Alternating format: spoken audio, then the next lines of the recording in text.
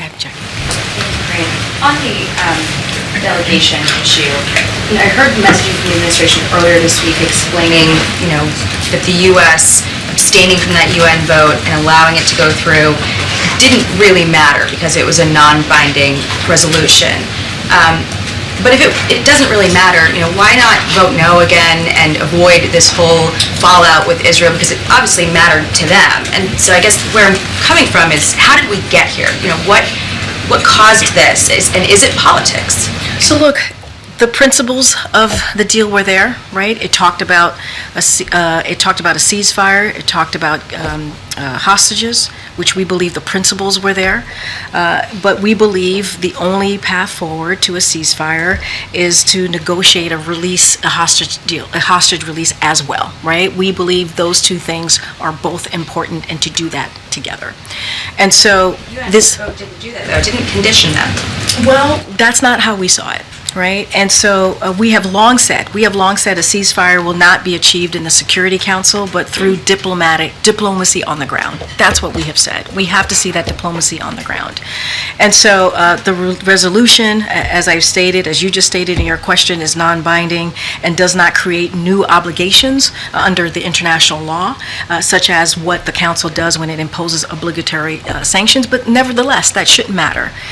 Even though the resolution lacks the binding provision, all Security Council resolutions carry great weight and should be implemented. In this case, however, it is irrelevant whether the resolution imposes any new legal objections, as the text demands exactly what the United States has long been pushing. We want both a hostage deal and a ceasefire, making sure that humanitarian aid gets in, and that's what we want to see. That's why we believe the principles were right, but we didn't feel like it did exactly where we stand on our policy. It wasn't nothing. The U.S. has blocked previous votes from going through that looked exactly like this. So what caused the shift, and what is the president's reason for allowing this to go through? It is a change. No, it is not. It is not a policy change. We've been very clear. We disagree.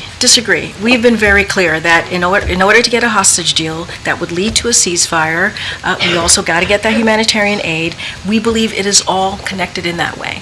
And so that is where we stood. That's where we've been. It is not a policy change. The principles were there, but we have a way that we want to do this, right? A hostage deal, those are the critical conversations that are happening, the active conversations that are happening, making sure that we get those hostages home. American hostages are also included to their loved ones. We also got to get that humanitarian aid, and we believe that diplomatic effort, the diplomacy, the diplomatic work that is being done would lead us to that. And so we've been very clear and steadfast about this, and that's where we're going to continue to be. This is linked to the president worried about losing support from Gen Z, let me be very clear. This is not about politics. It's not. The president does not lead his national security or things that are the right thing to do in this sense, right? Getting that hostage deal, making sure hostages come home, including, as I said over and over again, American hostages, getting that humanitarian aid into Gaza, and making sure that we believe that would lead to a ceasefire.